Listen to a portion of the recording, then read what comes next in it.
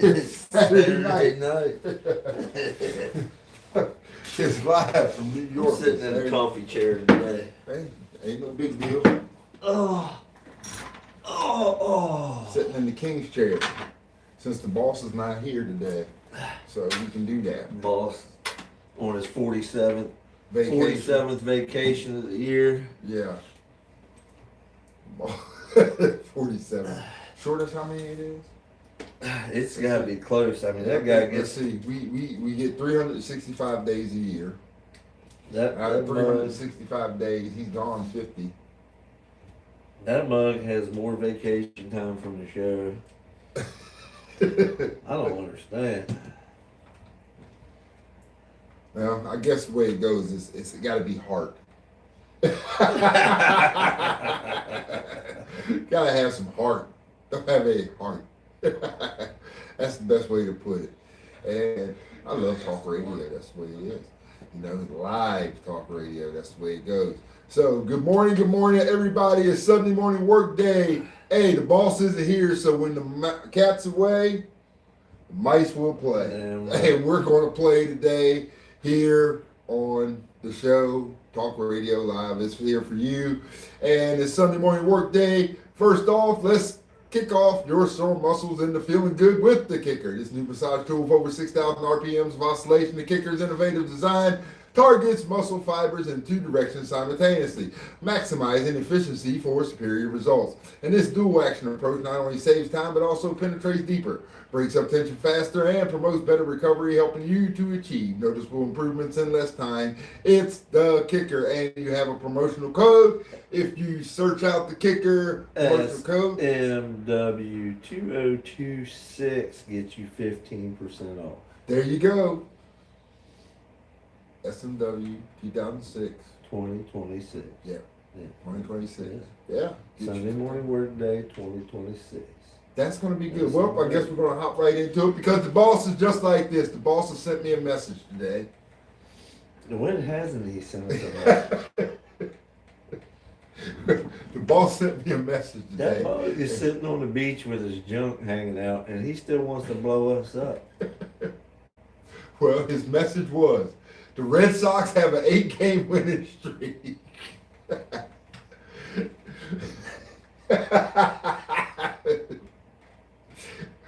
If you're live on YouTube, we're having fun also here. Welcome to YouTube and Facebook. We've already gotten the show started.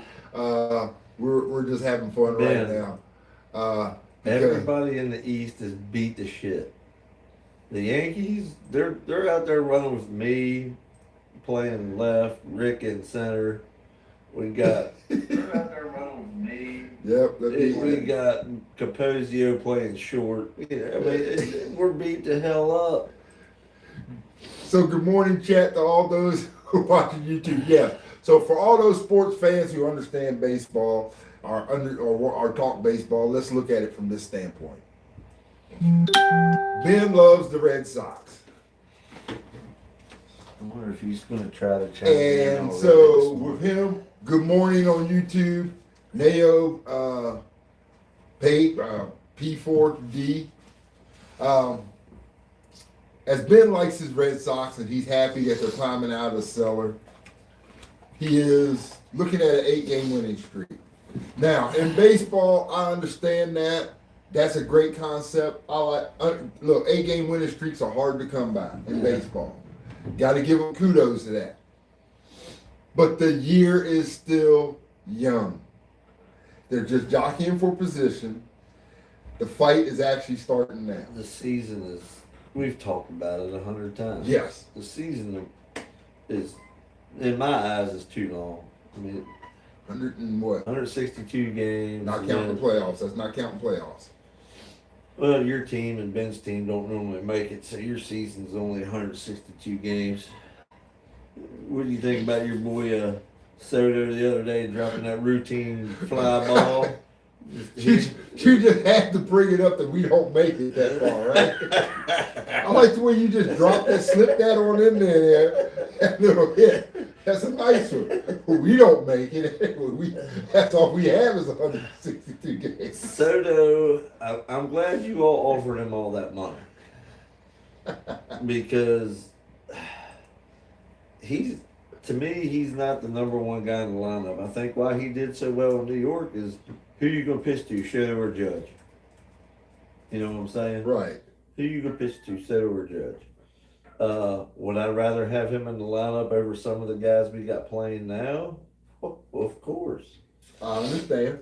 I would. I'm not ready to have my Rick Jackson rant on the Yankees yet. It's too early in the morning. I don't want to get my blood pressure up that high this early. But it. Oh, I got quite a few rants today because this goes beyond baseball. If George Steinbrenner was alive, he'd be rolling. There's no damn way in hell that Cashman and Aaron Boone would have a job after going this long without winning shit. I mean, congrats to Boone. He did get his 750th managerial win last night, but that just goes to show you the thought process behind the team from father to son. Dad, all he wanted to do was win. Hold up. Hold up. I gotta answer this. This is funny. More piece one that OJ picture is racist. Are you safe, brother?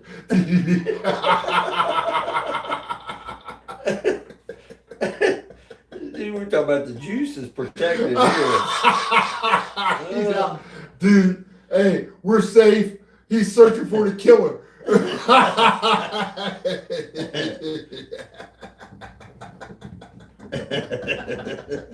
That's funny. Yeah, we're safe, more peace one. I'm safe, trust me. Oh man. AP. No, don't you dare say that out loud. I'm not. That's got it. Girl, whatever. We won't go that far, dude.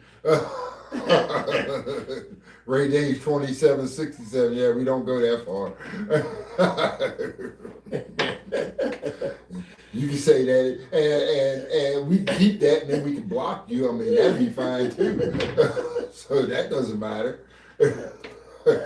So, but anyway, dude, the juice gets a lot of flack on the show for us. I know.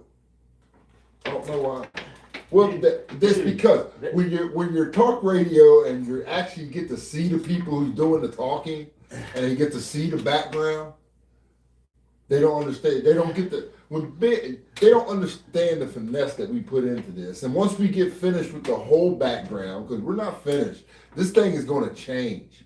Not only will you see the juice, you're going to see the Chuckster. You're going to see Bruce, all these guys. That's what's going to happen. So, but get back on point. Prime Juice was phenomenal. Yeah. Matter of fact, he was the only guy who did 2,000 yards in a season. The first to do it. Yeah, the first to do it. Should be in the Hall of Fame, regardless of what people think about him. He should be in the Hall of Fame. The same I say with Pete Rose. Like I said, I have a lot of rants today. And guess what? Yes, LeBron is one, but he's not the main one. I can actually say that today. He is not the main one. My rant is going to be on people who bet money last night on the UFC and Conor McGregor. I hope you got what you paid for. Hence why I did not watch the fight whatsoever. I knew it was a sham. We might as well, let's just dig into it. We can come back to baseball. Exactly. All right. The four other matches on the main card were good. I'm not a big UFC fan, okay? But I was amped up about the possible return of Conor. Conor was good for the sport. 5 years ago, 6 years ago, he was the man. You know what I'm saying? Yeah. And he made them a ton of money. But going back and watching it again, I did notice a little bit of a stumble there at the beginning when he was coming down to the ring. Before they check him out and then they Vaseline their faces up and everything. He kind of stumbled out there a little bit before. Was this dude hurt during training and still tried to fight just so he could get a payday instead of pushing it off? Or is this just don't TKO on them do? Basically they don't know everything. Is it, or is it some bullshit Jake Paul, Mike Tyson shit again? That son of a bitch. Conor McGregor's been sued so much, is he out of money and he just needed a 30-second payday to get his head above water? There's a question there because look, this is why it reverts back to everything I've said, and we've talked about it for the last couple of years about gambling and sports. Yep. Because nowadays you don't know what's fixed and what's not. And especially when it comes to the fight game and sport, you really don't. You don't know how this stuff. Poundsy Flair, 1547 said, "I couldn't believe he was even coming back. He knew he was finished." Yeah, that's correct. Come on. We've seen Conor McGregor. When Conor McGregor came back the first time, he got dusted quick. His career fell off. It was basically finished when Floyd Mayweather beat the brakes off of him in the boxing ring because he thought he was a boxer. Yeah, Sophia King, Sofa King, Wee Tatty. Is that my gay bestie right here? Yeah. But it's just all the hype. It kind of reminded me back to Tyson's first fight out of prison when he literally just beheaded Peter McNeely. You know what I'm saying? It was Peter McNeely came into that fight as one of the guys who could possibly stand up. Yeah. it was dude, like I was telling you all, I jacked a bunch of shit up. We set it all up in the garage. We were outside cooking out. Great night up until that point. The undercard fights, like I said, were good. And then I'm sitting there, I was like, I'm going to stand up for this because I wanted Conor to get his ass whipped. I wanted him, I was hoping it would at least go 2 rounds and he'd get knocked the hell out. But 5 seconds into the fight, he comes out, I don't know what the hell he's thinking. He just comes out and just tries to wail a head kick and just his leg just folds up underneath him. And even the other guy knew there was something wrong. That's why he was standing there like, yeah. He didn't. I just think for Conor McGregor, it was one of those things, dude, I'm going with I need a paycheck. Yeah, that's what I'm leaning towards too. Like you said, he knew he was finished, so why would you come out there? Look, that's a great one. You can't take 5 years off, not train hard every day, and try to jump back into UFC. That's crazy. Yeah. Do I think he can still do it at, what is he, 37? Some of them still can, but they're right. You can't take 5 years off. No, but the perfect example. The second fight, the one guy was 40 years old and he was fighting a younger guy. And I'm telling you, that younger guy was wearing that fucking dude out. I saw that shit. I'm going to clear this one up and we'll get right back to it.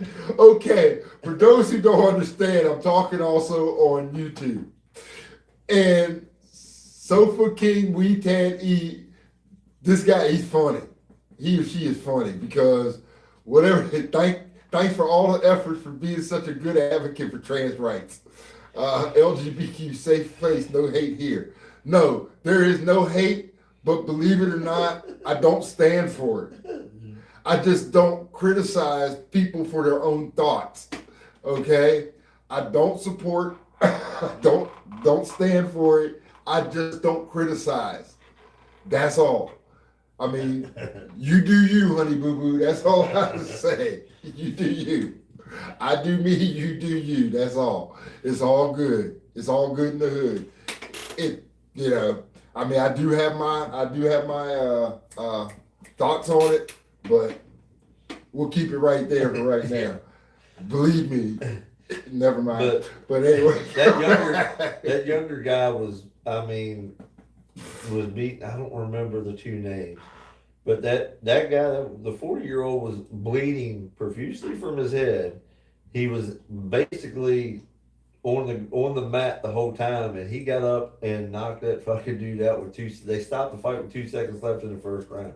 That old guy come out from underneath him and just proceeded to whip him up, and boom, 2 seconds left in the first round. Ref steps in and stops it. Dude was 9-9. Dude was 9-9. I'm not a big UFC guy. I've never watched any of it. But I wanted to give Connor a chance last night, and Sofa King. I'm not woke. I just believe in certain things. Connor looked like Iceman Liddell. oh, Chuck Liddell. I mean, Connor. I hate to say it. Maybe you should just stick to acting. He was pretty good in the remake of Roadhouse. You know who that is, right? Because I did not type that. That's Ben. It's Ben. Connor looked like Iceman Liddell. Ben, if you wanted to join in, all you had to do was say so. The boss is trying to appear on the show now. So all of a sudden, I guess we are being supervised. We just got out of hand. So he had to check in and write his little shtick. Because I didn't write that. Tell him to look on Facebook. We're going to try to add him live. Ben, look on Facebook. We're adding you live.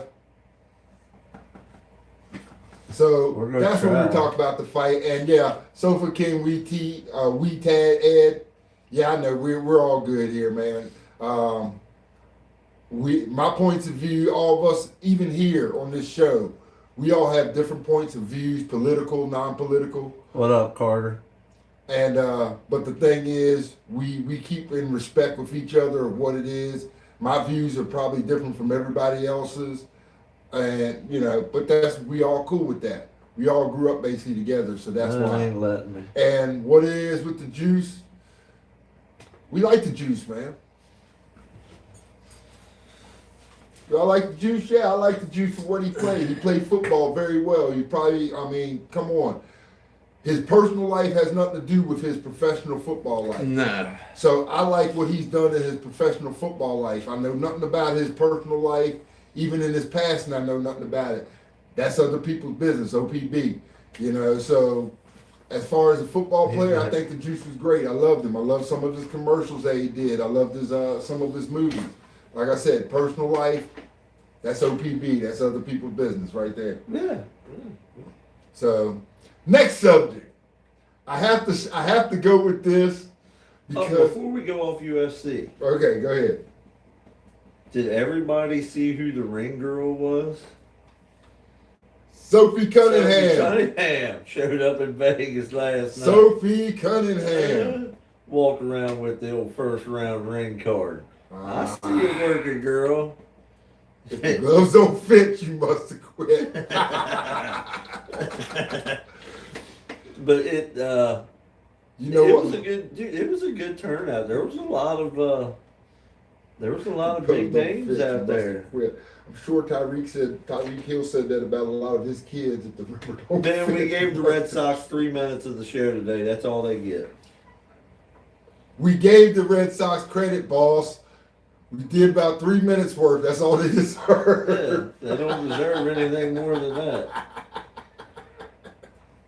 So people in the chat, if you see somebody else that's talking about the Red Sox, and they'll probably have a New England statement here somewhere down the line, that's not coming from me. That's coming from the boss who's supposed to be on vacation, and he's out here supervising us on this program. So today, but we're done with you. Go to Facebook and click back into watching so I can bring you in. Let's see if we can add you in, Ben.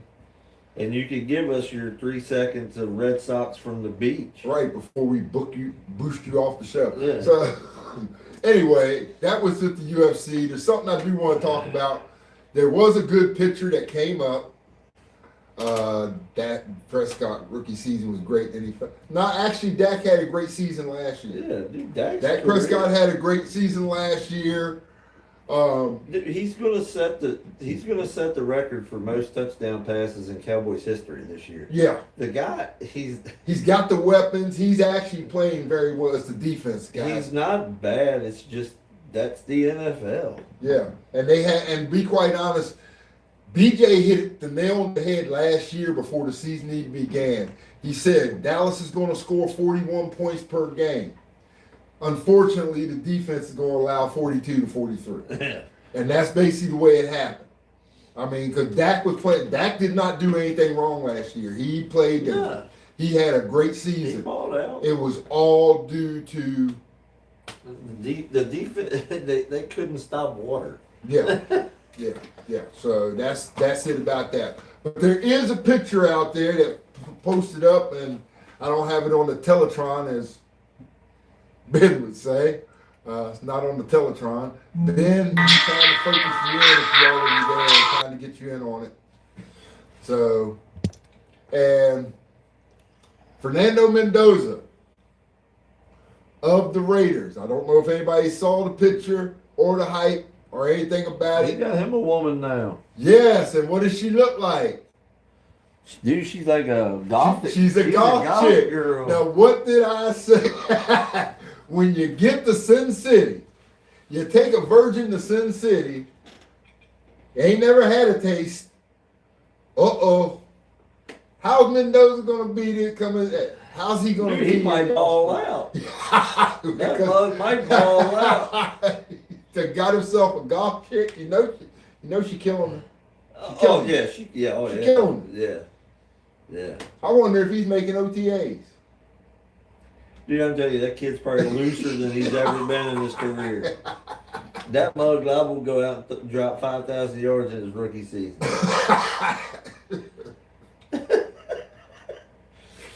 Sin City, I'm telling you. Got him. Mendoza's probably got a taste now, so he's actually got a taste. And speaking on that, I bet he was at the fight last night. He might have been. I wouldn't be surprised. So now that we're into the NFL, I got to get with that. Brandon Ayuk. NBT. Nothing but trouble. Yeah, there's no way that any team goes after that. I mean, that's another one of them ones, all the talent in the world. I mean, he's a great receiver. I'm sure New England would like him. Oh, yeah, New England would probably take him. Put him on the opposite side of A.J. Brown. Be the greatest receiving duo in the NFL history.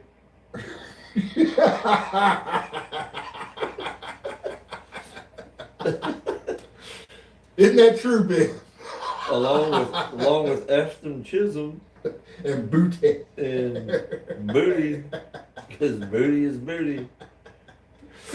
No, Brandon Ayuk, he's got some issues, and he's sitting there. And to be quite honest, I'm not upset with Jaden Daniels. I'm just saying, Jaden Daniels, don't play into it, man. Don't play into it. He's already basically cut ties with because he doesn't need to. Look, Jaden knows where he's at. He's got his head on. This is LGBTQ. Yes, we know this. We got it. And I mean, I look at Brandon Ayuk as there might be something wrong with him. I mean, I don't know if he's been in the league long enough to take any hits to the head. He doesn't have to come to that. College ball. Yeah. College ball. We don't know the effects. I mean, I'm not saying it's just that. I'm also saying it's conditioning. Where was he raised at? His conditioning, his background. Because it seems to me that a lot of these younger athletes right now, as soon as they get the money, they act stupid. And that is the big problem. I mean, look, don't get me wrong. I would probably be the same way. First time I got $15 million signing bonus. First thing I'm gonna do is go out and buy mom and dad a brand new big old mansion that they don't need. What's wrong with the house they already got? Just pay the son of a bitch off, or move them somewhere and get them. It ain't but two of them. All they need is a 2-bedroom house. Right. Yeah, drop 300,000 on a new crib for them, not 330 million. 3.3 million. I gotta have 27 bedrooms, 93 bathrooms, a 15 car garage, and 4 in-ground pools. Why? I like the question, David Lee. Josh Allen or Lamar Jackson, who wins first ring? Okay, I'm going to put it to you bluntly, neither. As much of a Josh Allen fan as I am, neither. And I'm going to tell you why. I'm going to until they get help. And I'm talking both of them. Two, Josh Allen probably wins it first, though. You giving it to Josh. I'm saying neither one. Neither one. Both of them are in their careers without winning a championship. Nah.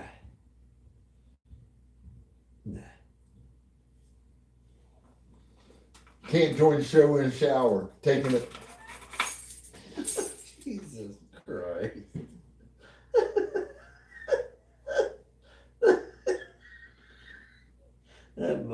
That mug makes us laugh when he ain't even here. Is it explosive diarrhea, Ben? Is it explosive diarrhea? How are you talking to us if you're taking a dump? Never mind. I don't even want to know. He's watching the show on the shitter. David Lee, we thank you, buddy, because that was it. I like that question. Josh Allen or Lamar Jackson. He goes with Josh Allen. I say neither one will win it. I think both of them end up Dan Marino types. Great quarterbacks to play the game, but just not get the championship. Plenty of them have done it. It's no big deal. Dude, that's the thing. There's only one can win it every year. Exactly. And unfortunately, you had somebody like Brady who won in multiple years and took away from the guys who didn't. So, but that's just the way it is. But yes, that's a great question. Thank you. I know who he couldn't beat in the Super Bowl, and that's Eli Manning. Yes, Ben. We just talked about the Mendoza and golf, Ben. We just talked about it, boss. Thank you. We're on the job today. While you're on your 14th sabbatical. Yes, we're actually on the job today. While you've been on 14th sabbatical vacation, and you keep us here at work all the time. Yeah, we don't. And when do we get that's days okay. off? And we don't even get invited. Yeah. We don't get days off. Yeah, so I mean that shows you our worth on the show, right? The star goes away, and all the rest have to stay here, and then when he comes back, we still have to stay here. And I think me and you both had one vacation in 2 years. Yeah. Thanks, boss. Mendoza. Ben says Mendoza's going to be Rookie of the Year. I do not think so. Don't see it happening. I'm going to tell you why. Because for one, he's not going to start. The starting job is going to Kirk Cousins. I'm going to tell you that now. So he's not going to be in a lot for Rookie of the Year. Rookie of the Year will probably go to a running back or a receiver this year. That came. Oh yeah, most definitely. Maybe even a defensive player. Depends on who stands out. But it will not be Mendoza. Will not be Ty Simpson, because both of those are going to be under the learning tree. Yeah. So you're not going to see them do much of anything. 45. Ben, would you stop? Just stop. You're on the toilet taking a dump. And now you're sitting here saying that Mendoza's going to have 45,000 yards, 25 touchdowns thrown. He's not even going to be off the bench until probably about midway through the season. No possible way. No. The only way he starts week 1 is if Cousins blows his fucking ACL. Exactly. Or like something that's going to be season ending. Yeah, you like that? So I don't know what you're talking about on that, Ben. But probably the chat, if they read that, they're thinking you're crazy too. Hi Abdullah 6.7. How you doing?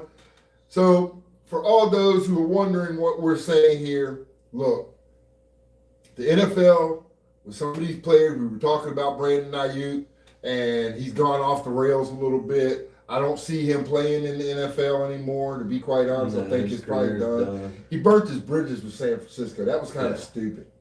That's why I say I don't know if it's the money or if literally something's wrong. Because I just don't see normal people acting like that. I'm going to venture to say it's probably more that mental health wise, there's something going on. Because it takes a different kind of person to walk away from all that kind of money. You know what I'm saying? Yeah. So, I mean, I don't know. I wouldn't think he's strung out on anything. I mean, the dude is still in shape. You know, David Lee. No way Cousins starts. Yes, there is a way. Mendoza, you said Mendoza's number one pick. Number one picks always start. Yes, that may be true in certain cases, but you have to understand something. There is a reason they've got Kirk Cousins. Yeah. There was a reason that they went it. Kirk Cousins did not have to go there. Kirk Cousins, actually, a lot of people don't realize Kirk Cousins took a pay cut to go there. Yeah. There's a reason why. They got him, and Tom Brady understands the functions of a quarterback. This is a guy who sat under Drew Bledsoe. So what you have to understand is what they're doing is, even though Mendoza is a number one pick, he will sit under the learning tree of Kirk Cousins and Tom Brady. He didn't come from an NFL style offense from college either. So he's got to adjust. This will be him and Ty Simpson are going to be the two guys. If you actually look at what they've done, the Rams with Ty Simpson and, of course, Vegas with Mendoza, and then bring it, and you got both veteran quarterbacks who are at the tail end of their careers. This is what's going to happen. Mendoza's going to be under the learning tree of Kirk Cousins. I mean, he'll probably start and play at some point this year. Yeah. Like I said, midway through the season. He's not going to start through this straight up. Unless, like he says, injury that happens, then Mendoza will probably start. At the beginning. I thought personally that this year's draft class for quarterbacks in college was very weak. Yeah, I thought it was kind of crappy too. I don't see any of the college quarterbacks right now for years to come because they don't have time to develop because of the portal. Now, none of these they're in different systems every time. You know, it's mercenary football now. Next year, you got Manning 3.0 coming out. He'll be out next year. And I don't think he's going to be what everybody thinks. I don't know. Because, look, he's got big shoes to fill. Yeah. Everybody's already expecting Arch Manning coming to the NFL. He's already better than Eli. He's going to be just like his uncle Peyton. No. Let the man develop his own style and be his own. This is the problem with second generation or third generation ball players. Yeah, because he's going into year 3, and he wasn't even a starter last year. I mean, let's get brass tacks here. Clay Matthews, his kids played. Bruce Matthews, his brother. Both of them are Hall of Famers, the Matthew brothers. Yeah. Played for Cleveland. I mean, you know, the thing is, Houston, everybody thought that Clay Jr. was going to be the same. He wasn't. No. It's different era and different style of play. Yeah. It's just no way, you know. I'm not saying that he wasn't a good player. He lasted a long time in the NFL. He was a factor. He just was not the same as his uncle or his father. No. You know, and people put that crown on him. And all of a sudden they got to live up to it. Yeah. I don't know. I mean, very rare. I mean, Peyton and Eli, I think, were better than their father. Yeah. Well, okay, we're going to argue on that one because I think Peyton, yeah. Dude, Eli. I'm sorry, Eli. People I know he won 2 Super Bowls. I know all this, but was he fantastic? No. He was a game manager. Okay, so we got those standards for him, and yet we always put down Troy Aikman, But yet Eli, they're really the same if you do that. Didn't really have to throw the ball. Right, he was in an era where he could, but he didn't have to. He just turned around and handed the ball off to Emmitt Smith. Right, he had the best offensive line in football. I mean, that we know that. That Dallas Cowboy team was the best daggone football line in the NFL at the time. Ben, Eli sucks. What's his record against Tom Brady in the Super Bowl? 0 and what? 0 and what? 0 and 2. Or 2-0? Or Tom Brady's record against Eli? Yeah, 0 and 2. When it comes, who owns who? Eli has no MVP. Peyton's got 5. That's true. Good point. Good point. That's a good point. And even Troy's got an MVP. Even Troy's got an MVP. We already had these comparisons. I know, but it's just the point. When they talking about Arch Manning coming up, let the kid develop. Don't even compare him to his uncles. Don't compare him to his grandfather. Let the kid do his own thing because he's already got big shoes to fill. The NFL's a hard job, especially at quarterback. You're always in the spotlight. When the team wins, you're on the high. When the team loses, you're on the There's low. only 4 or 5 good ones every year. Yeah. Everybody else is mediocre. And that's all. I'm just saying, you got to give some of these kids a break when they come through because the NFL has changed. As much as I dislike the change, and the only changes I dislike is certain hits, certain calls. I don't believe near the end of a game, every pass interference needs to be called. I think pass interference does need to be changed. I think it needs to be just like a 10-yarder or a 10-yard penalty, not a spot foul. Yeah, especially when you're getting down near the end zone. There's so many.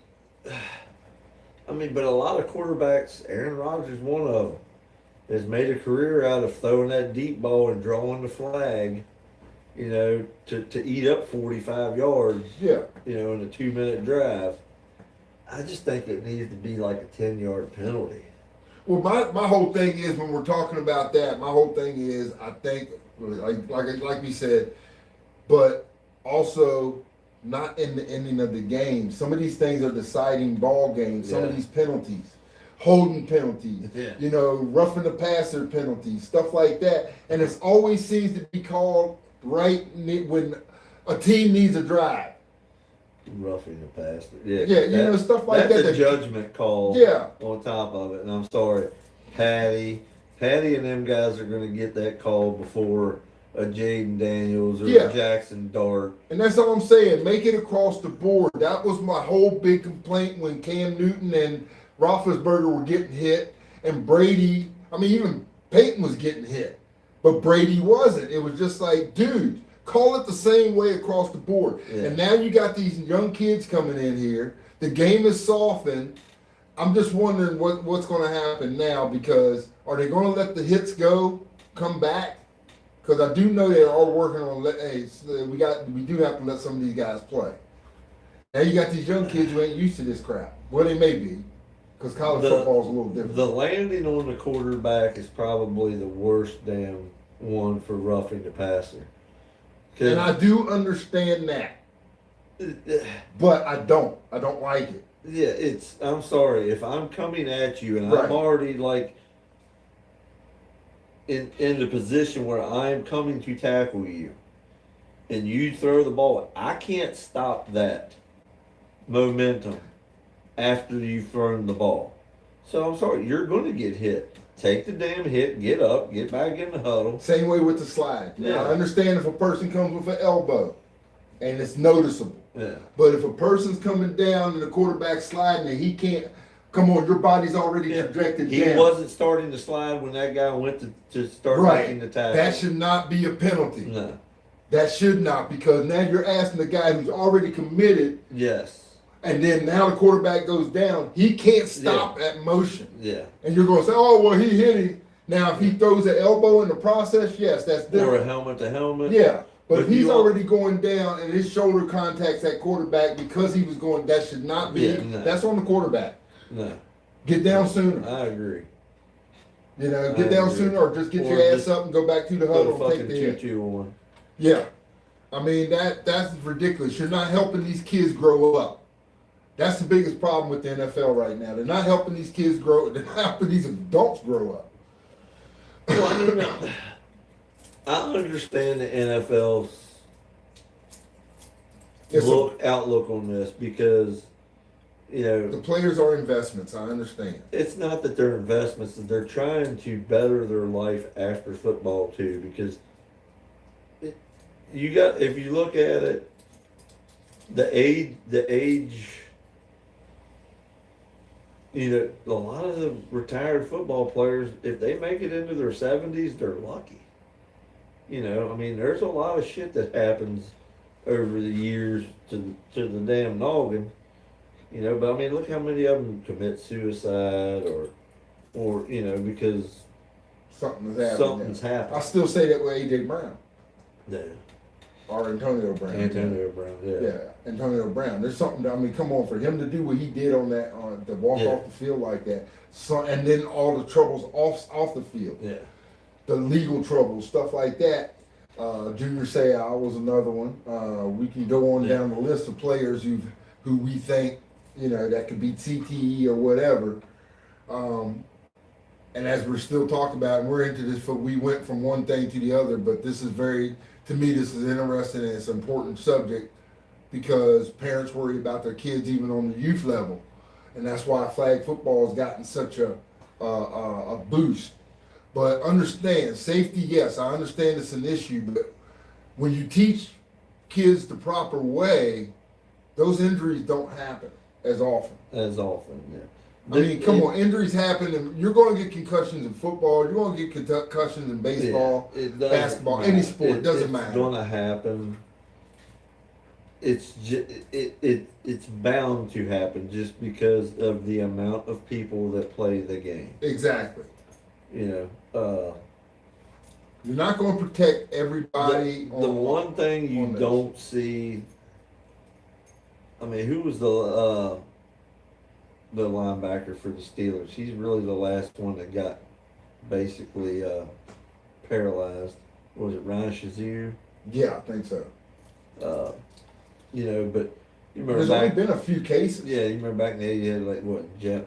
Well, 70s was Darryl Stingley, early 80s, Darryl Stingley. Then you had one guy for the Lions. Yeah, he got guy for the Jets. You know, I mean, it's the neck injuries you don't see as much now because modern medicine, of course, has come along. Well, it's not just that; it's just the way you remember back in those days. That's when they were tackling with the head a lot too. They were using the helmet. I mean, you can take it all the way back. You know, as recent as Hamlin dropping dead on the field. And, you know, they saved that kid's life. So I mean, and that was a quandary because a lot of people don't understand when Hamlin died. If anybody would listen, or when Hamlin, I didn't say die. I shouldn't say die. But when he collapsed, basically on the field, a lot of people don't realize that was a medical phenomenon. If anybody would listen to the reports, everybody has it. It happens, and you don't know it. But he got hit at the correct moment that his heart actually stopped. Yep. And we all have it. There's a moment when your heart actually stops. He got hit at the correct moment, which made it stop beating. Yeah. That was medical science that I did not know for anybody, but if you actually go back and watch the reports of it, that's actually what happened to him.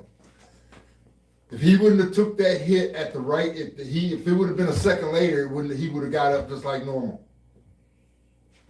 But it was just at the right time he took the hit. Ben says Eli's overrated.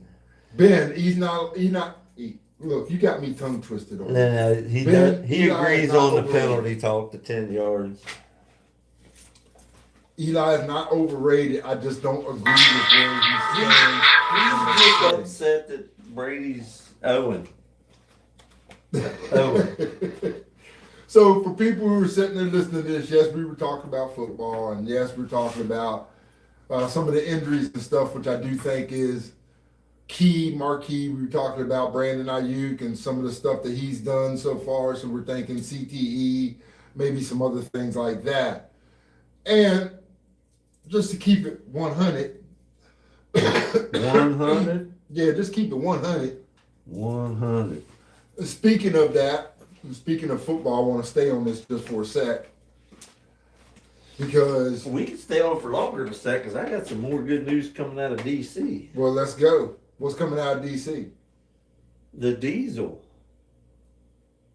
The number 44 is going to be retired. The for number? The Redskins. They're retiring the number 44. Rigo's number? Rigo's number. They're going to be doing it there, the home game against the Rams. Oh, I would have picked a better week. I wouldn't pick a week. I wouldn't have picked a week. I wouldn't pick a week. Run into the juggernaut. Yeah, exactly. But I mean, kudos for John Riggins for having his jersey. People don't realize how good of a running back he was. That dude, you couldn't tackle Riggins, and he was one of them guys that he's going to drink 12 or 14 beers. Yeah, I was getting ready to say, go out on the from football the field, come in at halftime, probably eat half a fried chicken, wash it down with another freaking Budweiser, and then go back out there and just run your ass right the hell over. You know what I'm saying? No, I get it, because I remember watching Riggins play. He was a hard guy to stop. And he was sneaky fast. Hey, thanks, Ben. You're going to a tequila factory. My wife will love you if you bring her one back. All right, guys. Thank you, boss, that we look great. Our boss said we're looking great. Can we at least get a magnet or something? Yeah, you can give us a magnet or something, something that you care about us at all.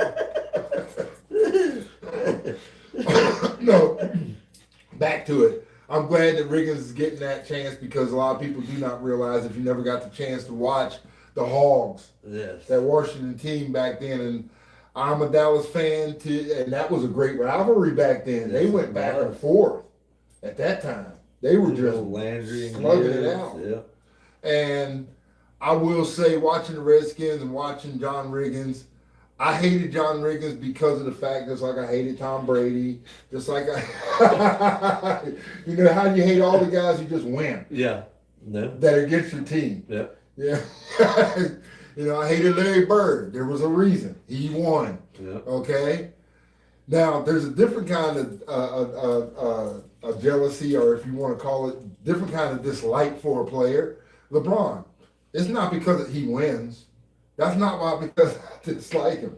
Has nothing to do with winning. Let's do this.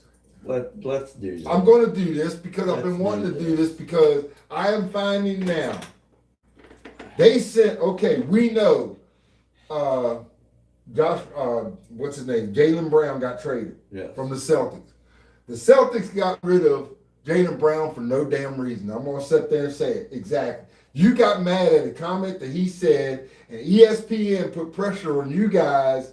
Stephen A. Smith, all those guys put pressure on you guys. Hey, he made a statement. He's doing this. He's intelligent. He makes us look stupid. So what'd you do?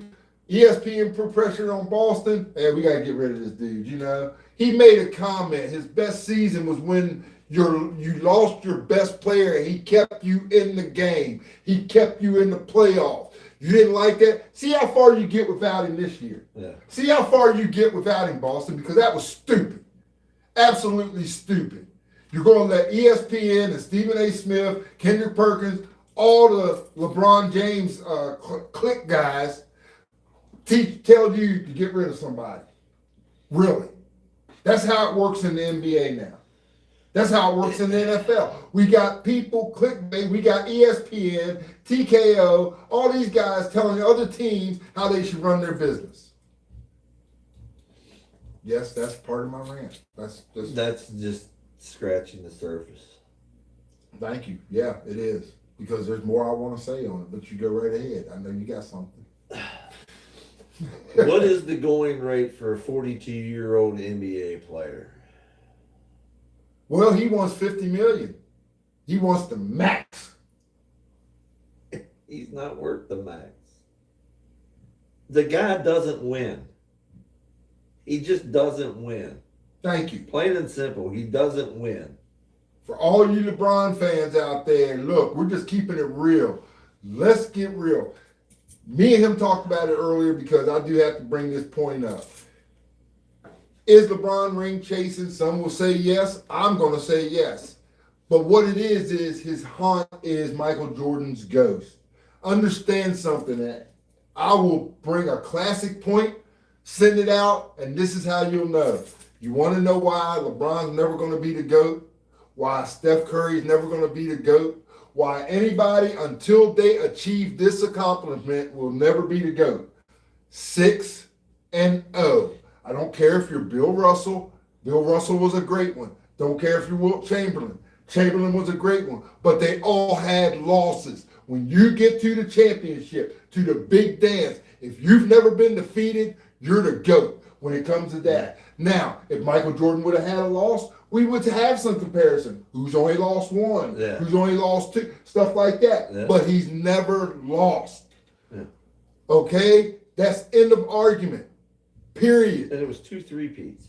Yes, 2 3-peats, not losing a single one. That's an achievement that has not been matched. And until it's matched, and until one person can do that matching, in the discussion of who the GOAT is. I mean, you knew every year who was going to win the fucking NBA title. You know what I'm saying? Exactly. It was a given. I mean, granted, there were some battles. I mean, the Knicks versus Bulls. I mean, that was a classic, man. The Pacers. Yes. Just to get there. Yes. And Atlanta was still relevant. Talked about how many people have said it now. If Jordan played in today's NBA, he would drop 50 a game. He would drop 60. He would drop 50 a game in today's NBA. Because that mug was dropping 30 a game when he was getting the shit kicked out of him. Yes, indeed. You can't do that in today. That's a flagrant one now in today's NBA. And you get so many, you're suspended. Yeah, that's a flagrant one. Dude, they were doing that the whole entire game to him. The whole entire series. And I got to say this. I'm watching now. I see some of the TikToks and some of the YouTube footage of people who are actually watching MJ. Former LeBron guys who are actually saying, whoa. And now they're watching back and seeing what Larry Bird has done. Yeah. What Magic, what Jason Williams, White Chocolate has done. And now some of them are starting to actually see, hold up, these guys had a harder era. Yeah. To achieve what they achieved. Dennis Rodman said it the way it needed to be said. Thank you. He said, I was brought in to rebound and find 23. That's what it is, and he knew exactly what his job was. But my role was to get the rebound and look for 23. And man, swing the elbows. Don't swing the elbows down. Well, what were we always taught? We were always taught as soon as you get it down and back. Elbow. If you get them, that's on clear out. Yeah, clear out. And Rodman was the prototypical. He was the Tim Duncan before Tim Duncan. You know what I'm saying? Mr. Fundamental. He'd pull that shit down and he'd clear you out. Boom, and then it was off to Jordan. And if anybody, and you can go look at this, I did find this. I don't have it on the Teletron, as Ben says, because I'm not going through all that today. But there is a part Michael Jordan said when they asked Michael Jordan the list of your 5 top greatest players. His list was Larry Bird, Magic Johnson, because he said without those two in that era fighting each other, basketball would not have gotten the height to where it got to. That rivalry boosted bass into NBA to where it's at. Yep. Then he turned around, Kobe Bryant, number 3, because of his fight, his drive, what he thought, how he played the game. You know, he loved that drive. He said, yes, he reminded me of me. Yes. You know, he had also in that discussion was, daggone, I can't remember offhand, but it was 2 other people, and guess what? LeBron wasn't one of them. And Scottie Pippen, he said without him being, he said he was the best player that he could have played with teammate. He said without him as a partner, he considered him one of the top greatest guys to play the game. And then I can't think of the other person, but it was from somebody from another team that played. Might have been Magic Johnson, Michael Jordan, Scottie Pippen, Larry Bird, and Hakeem Olajuwon. That's it, because he said Hakeem's footwork, one of the best big men that you can never stop. You know, that drew fear when you faced him. And now this is his all-time 5, hypothetical starting 5 in modern day basketball. okay, Point guard, Steph Curry. got it. Small forward, Kobe. Yep, Power forward, Jordan. yep. Or he's got them run 2 wings. So Kobe and Jordan on the wings. Durant at power forward, and center is Victor Wembanyama. I can see that. That'd be an unstoppable force if that was reality. Yeah. You know, and I mean the Victor Wembanyama. Only, I mean, I could use him, but only if I had that team you just named. Michael, keep him in check. Yeah, because ain't none of them going to go in the fucking post. They all want to shoot from 3. That's what I would say, Michael. Yeah. You know how to play this game? Keep it down in the post. I would almost. I've never been a big Durant fan. I haven't either. I've never been a big Giannis fan. Nah, I would probably put Dirk I love over Dirk. over Durant. I would probably put. Okay, David Lee, this is where we're going. This is where we're going to have difficulties. I know how long LeBron played. I realize that, but understand this: as long as he's played, he still has not accomplished what Jordan accomplished. Tenure doesn't make you the GOAT. Right. Just because you played 15 to 20 years doesn't make you a GOAT. It's what you accomplished. And what he's accomplished, yes. Is LeBron a great player? Yes. Yes. Is he one? He's not my top 25, but I know he's in probably yours or somebody else's. But that's because I'm an older person. I'm damn near 60. So I've seen other players who played this game for many years. And I've watched as they played this year. And to be quite honest, a lot of the players from LeBron's era got great play. Kyrie Irving's a great player, okay? He's great. I give him credit, but he's still not into the hop where I got these other guys. He for this decade, they're going to great. be in the top 100 Yes. or 50 players. You know how the NBA does their decades team or whatever. I know he's got most points ever, David Lee, and this is something I'm going to tell you about this one. For most points ever. He passed Kareem Abdul-Jabbar for most points ever. Great. But ask yourself this question. At that time, when Kareem played, for one, he had to go to college. They didn't take him out of high school. Basketball players. You had to go to college. Yeah. Plus, Kareem had to sit 1 year college because UCLA had a policy, freshmen sit, they never played, so he only actually played 3 years college. Then he went to the NBA. What if he was able to go from high school straight to the NBA? Do you think that then LeBron would pass that scoring title? No, not a chance. Because Kareem was dominant from college all the way through. And you have to take that in consideration. That's why he has the most points ever. But if Kareem never went to if he never went to college, went straight to the NBA, had 4 more years added on just like that, there you go. when you game manage yourself and play 50 games a year, you can play 24 years in the NBA. Yes. Them guys back then were playing every game. They play, unless they were hurt, they didn't take a day off because they needed to rest. Yeah. You know what I'm saying? What did I say? LeBron's played all 82 games one time in his career? Yes. One time. Michael Jordan played basically his whole career, 80-something games. Other than the year he blew his knee out. Yeah. And so, I mean, that's the difference. I don't know.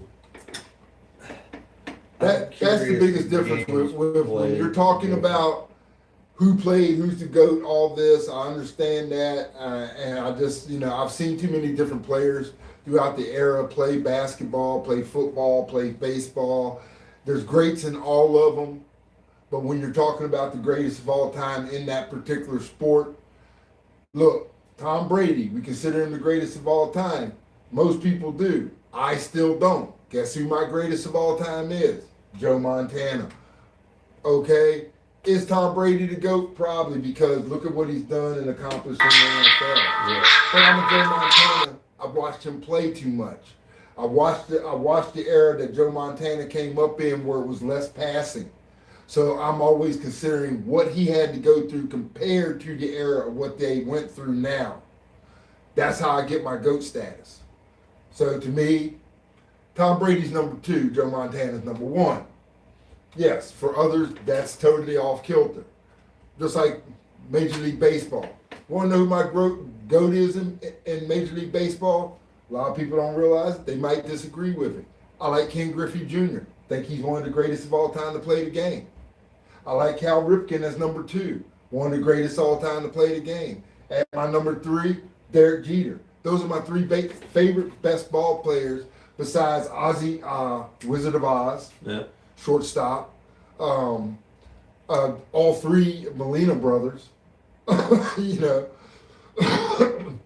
And believe it or not, I only got one pitcher in that whole ranking of my greatest of all time to play baseball. And that's Randy Johnson. You know, I like him. You know, and there was other greats. Don't get it twisted, but those are my list. When I look at basketball, sorry, LeBron just doesn't make it. I understand his progress. I understand everything he's done. He's just not. He's a great, just not the GOAT. That's all. He's a great, just not the GOAT. I mean, LeBron has played 62 more games than Kareem did in his career. And Kareem played 20 years, and LeBron's played 23. There you go. There you go. Proof is in the pudding. So that's basically only one more year that he's played more. And he's got him.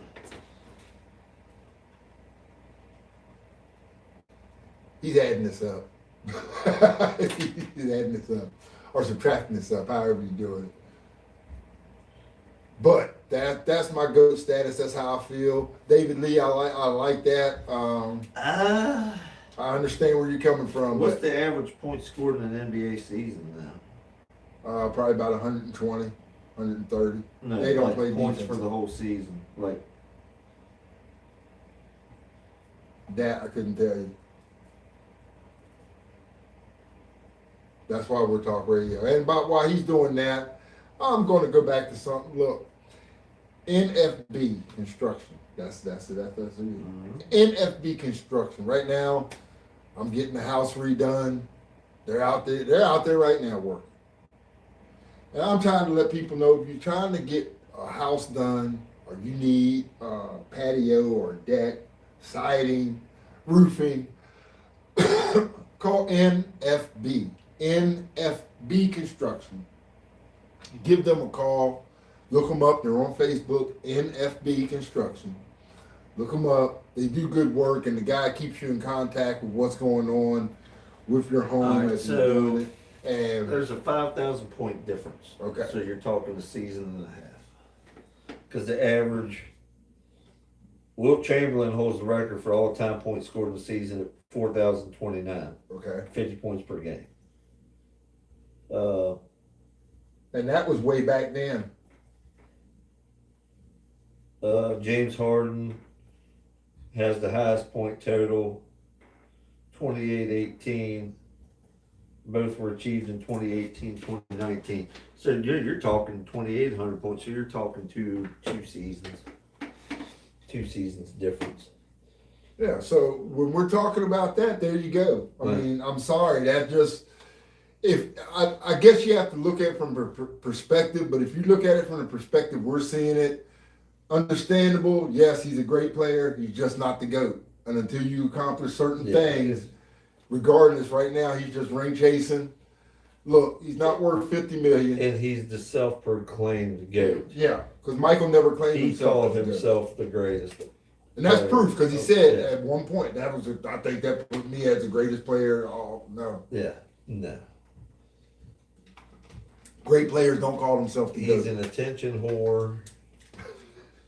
See, I was trying to be nice to him today. I can't be nice. I was trying to be nice. I'm just saying. Nice to the guy.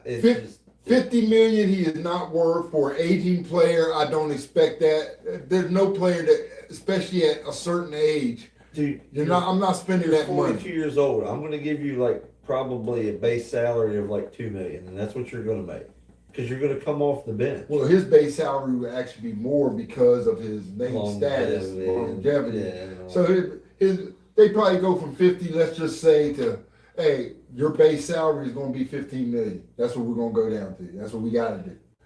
Because we got to have other players. You see, this is what he wasn't thinking. This is what Rich Paul and all you other LeBron James fans. I'm not putting David Lee in that. He's not in that LeBron James fan thing. He may be a fan, but he's not like the rest of them. He's not glazing. Okay, he's not putting the honey in the vinegar or honey in the all the other baby oil and stuff all on this. Understand something. I'm not spending $50 million on a player whose age. So trying to get rid of other players so LeBron can have a spot, Rich Paul.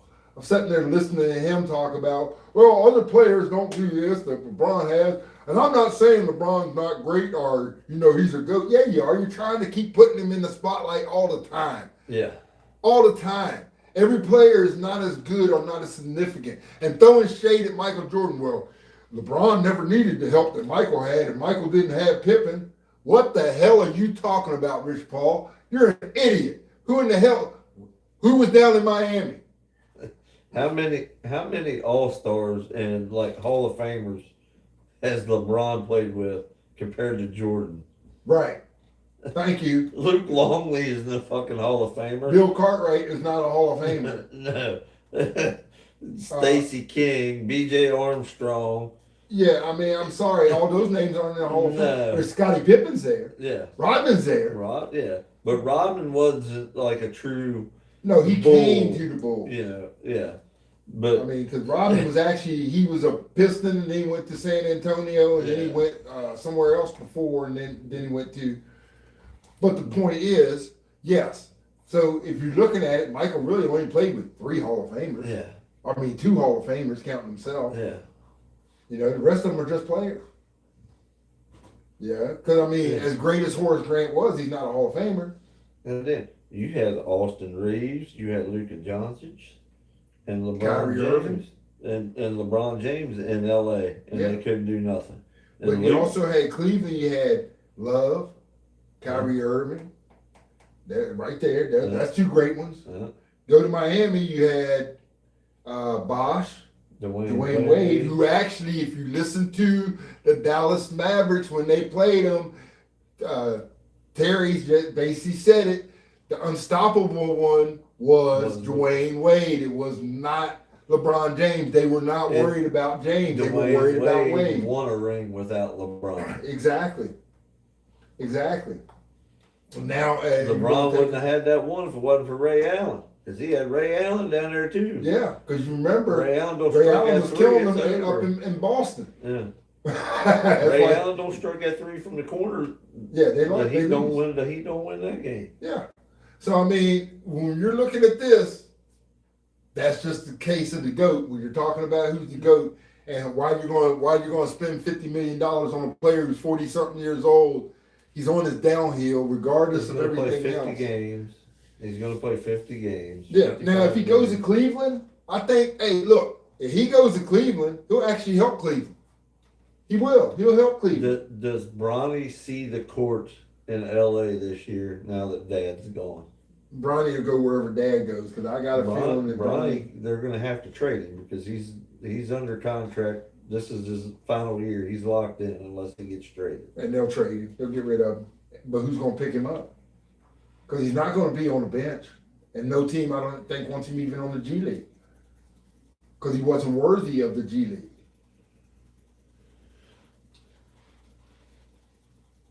Yeah, that's quite a question right there. The problem is the Lakers probably can't get nothing in exchange for him. Exactly. That was a wasted contract. That's a wasted contract. I want to see what his stats were last year. Think about that. So, next question, while he's looking that up, I hope you all know, have anybody ever seen the Everclear Challenge? If you haven't, I'd like to talk about it. because I have found that some people are idiots in today's world, and I'm watching this. And for those of you who have ever tried Everclear, you know the responsibilities of it, and you know what can happen. So my question is, for those who think that drinking Everclear, something that can run your gas tank, is a good idea, because you are going to regurgitate. It is going to send you a whole different spirit and a shock to your body that you probably never experienced before in your life. For all you youngsters out there going to try this, that have been trying this stuff, let me tell you, it's no fun. You gotta get the real Everclear. Drive up to West Virginia, get the real stuff, not the watered down crap that they sell. You gotta go get the good shit. Basically, what he's saying in code, go up to West Virginia, get yourself some moonshine, is what he's basically telling you. And this is coming from an experienced drinker. Everclear is worse than moonshine. Everclear is like rocket fuel.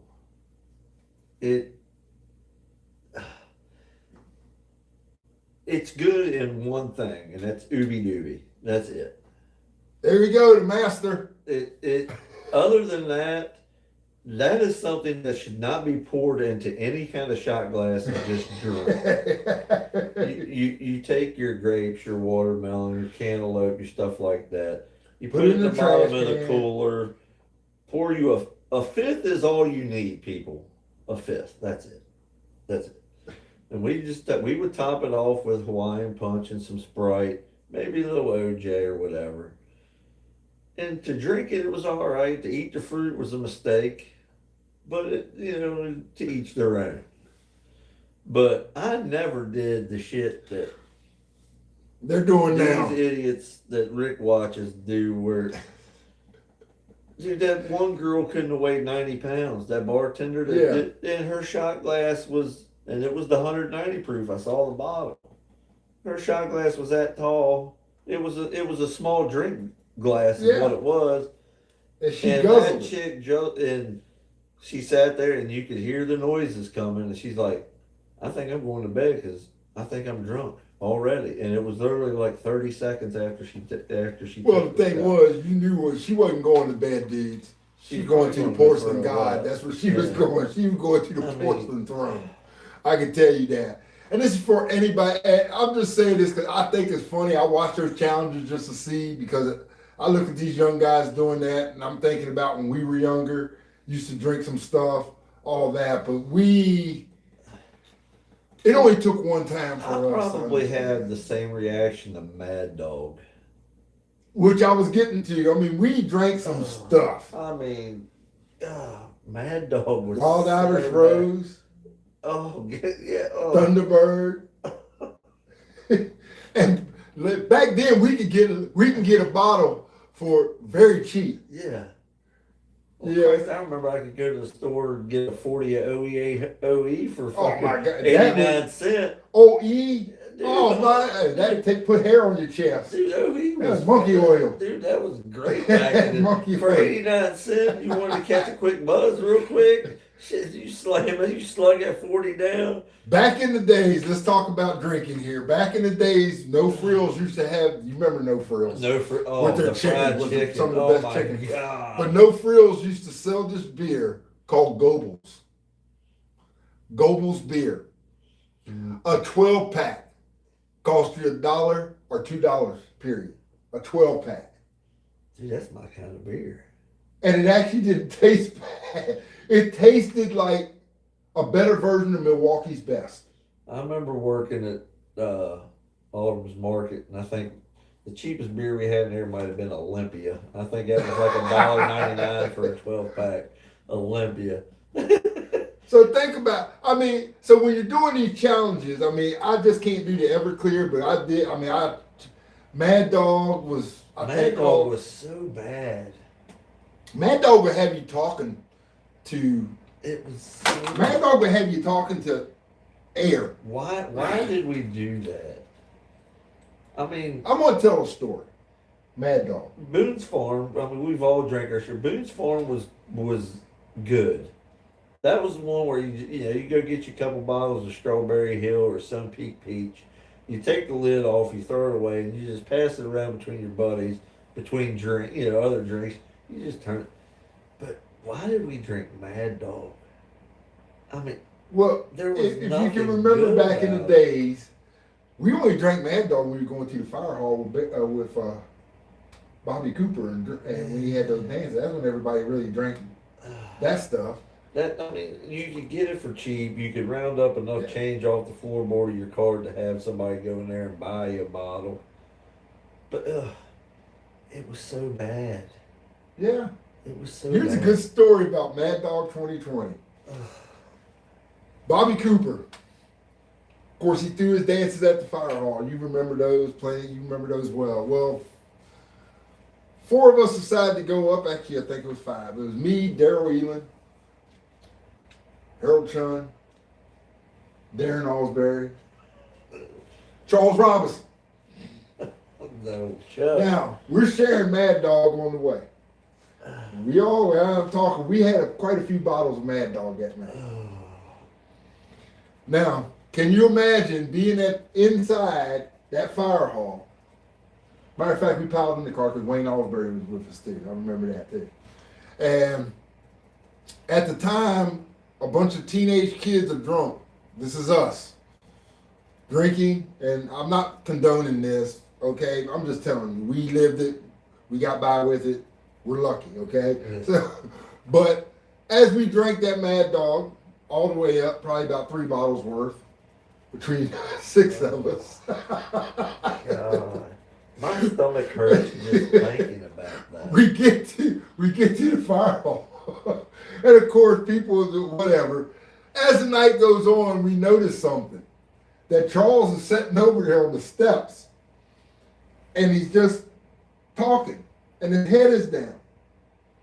And finally, Daryl goes over and he's just like, "Are you okay?" He's checking on him. And Charles said, "It got me." And so Daryl's just like, "What got you?" And he calls us over. I think he's, the dog bit me. What dog? The Mad Dog. It bit me. And we're just like, okay, so he's drunk. but he's talking because he actually ripped his pants. So he's thinking, you see, the dog bit me. It ripped my pants. Dude, and of course, that place, they opened up a couple windows up there and put some fans on. There wasn't no air conditioning back in the day. That's right. You'd be up there dancing and you'd be soaking wet. You'd be dying. And praying it was a cool evening so you could go out. You could go outside real quick and kind of cool off for a minute between songs. Exactly. Oh God! Oh, see, I couldn't imagine that shit just basted while y'all were basting in that shit. I could see why y'all were drunk. I mean, God bless. Up there in the damn, up there at Darren Plover, Mad Dog, rough stuff. I mean, those were the days, though. We did that. We drank that. We were just like Brass Monkey. Oh my gosh! Oh my you remember God, Brass Monkey too? Monkey. Yes, some of the alcohol right there. Brass Monkey. Good gracious! I mean, that shit was so good. The Beastie Boys sang a song about it. Yeah, they sang a song about it. And we went to drink it. that had like a harsh lemon taste. It was. I could probably drink that. It had to be on ice. Oh yeah, it had to be on ice. That's the only way I could drink Brass Monkey. You couldn't drink it any other way. What was it? What was it? Was it Tequila Rose? It looked like Pepto-Bismol. It was in like a dark bottle, but it was pink and it was like milky consistency. Yeah, Tequila Rose. Oh, that was another one. It would just get you. It tasted good, but then when it come back up, it was like you got drunk and then went and ate a bowl of cereal. The one with the cinnamon crystals in it. Oh, Aftershock. Yeah, my old lady could tell you about stories of me at Aftershock. Everybody would wait, try to drink to get to the bottom so you can eat the crystals. And then wonder why you messed up. Man, those crystals get you messed up. No, it don't. She tell you, I'd be curled up underneath the dinner table. Okay, here's a good one. our oldest son, he heard stories about, drinking tequila and eating the worm. So he comes to me one day, he said, we and the boys, we drank tequila and that worm messed us up. And I started laughing. I said, really? I said, did you drink the tequila to get to the worm, or did you just pour out tequila and ate the worm? No, we drank the tequila, got to the worm. Then the worm didn't mess you up. Okay? It was everything you drank. Because believe me, I've eaten a worm. It's a grub worm that they use. I've eaten a worm. And I used to think that too until I realized the actual mental thing. How did you get there to that worm? Yeah. You drank that bottle to get there. I'm talking in one setting. You and your friends decided you're going to sit here and get to that worm. And by the time you got to that worm, and maybe you one take a bite, or everybody, or one person just take the whole thing, that person said, oh, the worm messed me up. No, it was getting to it that messed you up. Okay? That is the biggest mind screw that alcohol has ever done and put out for anybody. Aftershock. Oh, we got to get to the crystals. The crystals really mess you up. No, it's getting to the crystals because you do it in one setting trying to get to it. Yeah. God, I remember Dad used to drink Canadian Club or Canadian Mist. Oh, Canadian Mist. Dude, that shit was so gross. That was a big drink back then, though. Everybody Dad was always Canadian Mist. He always had a bottle with a club or the Mist. Yeah. Always. My grandfather had the same thing, too. I'm just not a whiskey guy, I don't think. I mean, I love my beer. I'm not a whiskey guy either. My grandfather turned me off on that because he messed me up because he set me up.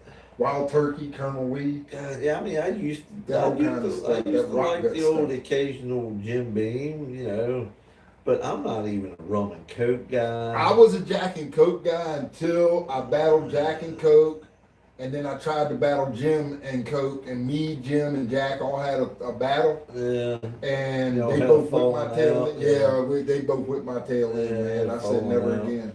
Now, but the only thing liquor-wise I think I could drink is Tito's.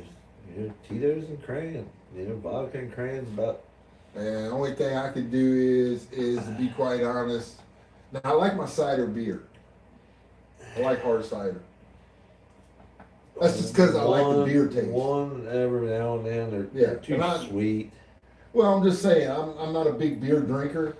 I like the taste of it. So it'd be once in a blue moon. Just like if it's to drink any alcohol, period, it would be tequila for me, and mine is Patron.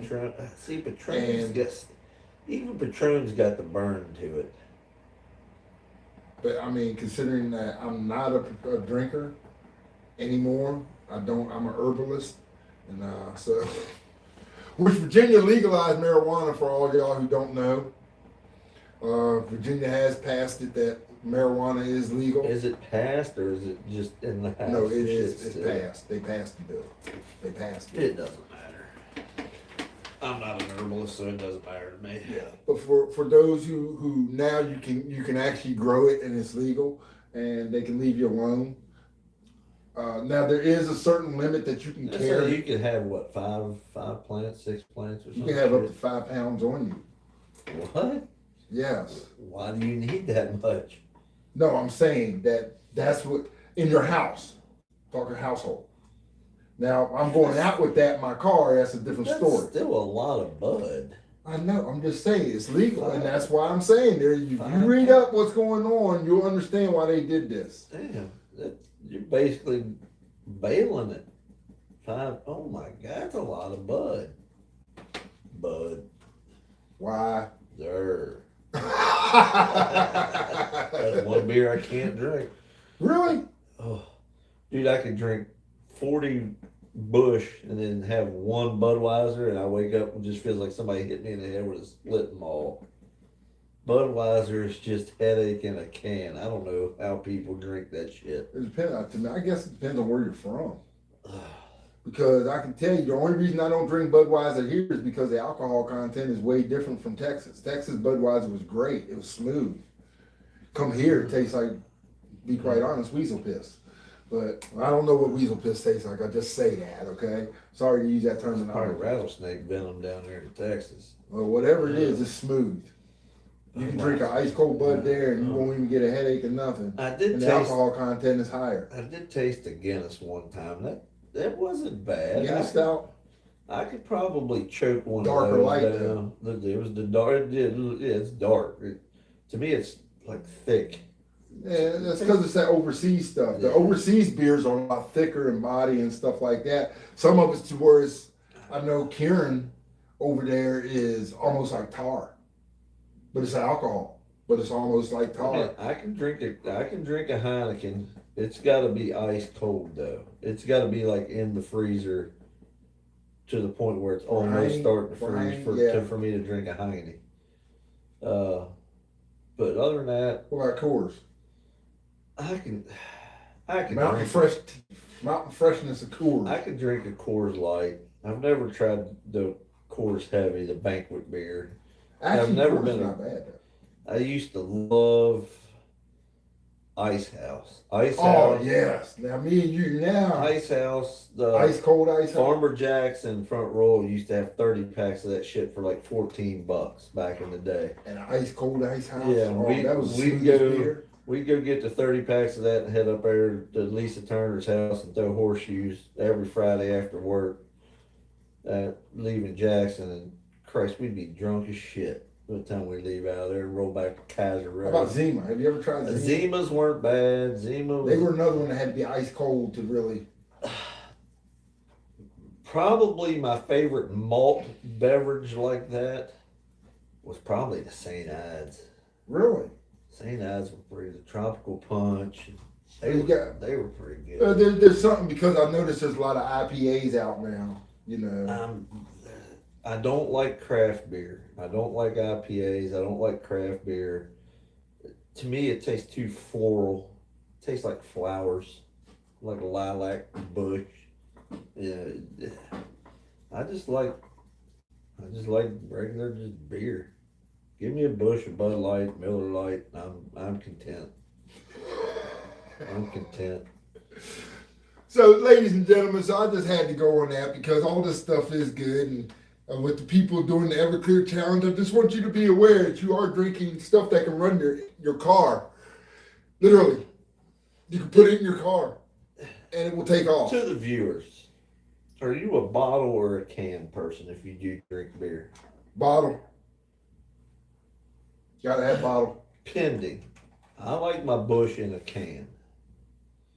Mick Ultra's really good beer too. Mick Ultra's a good beer. That's got to be in a bottle. I just went off the rails yesterday. I bought the Bud Light aluminum bottles yesterday. Dude, the aluminum bottles are really good too. The reason I like the bottles, they stay colder longer. That, and I think it flows better too. Yeah. I think it flows better. Because in the can, if you're, okay, I always say if we were at a picnic in a can, if me and you were talking, I got my can out, we're sitting out there chit-chatting in the sun, that can is going to get hotter quicker. That beer's not going to taste it. But with the bottle, it does last a little longer. Yeah. Like you say, it does have better flow and taste actually to me. Yeah. Coming from the bottle, I have a better taste. I've tasted Budweiser from a can. I've tasted it from a bottle, and I can tell you, from the bottle tastes better. Any beer to me from the bottle tastes a lot better. Yeah, probably. You're probably right. So, I mean, I'm a bottle guy. If I do drink, I can't find I don't Busch. drink much. I can't find Busch Heavy in a bottle. I can find Busch Light in a bottle. Yeah. But that goes for the drinkers of the area because I'm not much of a drinker. Matter of fact, if it was a drinking contest, I would lose very quickly. We'll have one today. Oh, you got to work tonight. Yeah. Damn it. I wouldn't join you in a drinking contest anyway. That's like, you really? I would lose after the first drink. I'm not a drinker. What do we got to do to get Busch to sponsor the show? That way I can All drink on air. All you got to do is tell them to drink them on air. Send them a letter. They'll probably do it. Somebody tag Busch in here, Anheuser-Busch. I want a sponsorship for Busch beer. Yeah. See, you can drink them every morning. Busch. Drink them every morning on the show. Yeah, I should get that tattooed right there, the mountains of Bush. And if you do it right, you can get it to change when you're really right and cold. Oh, change colors like the Bush can. Yeah. Well, that's the When Coors red- Light or the cans. The Coors Light mountains can. turn blue or whatever. Yeah. So you can do something like that. And I thought Bush did that. No, Coors Light. Mountains. Because both of turn them from the blue. mountains, you know. Bush ain't from the mountains. Bush is from the streams.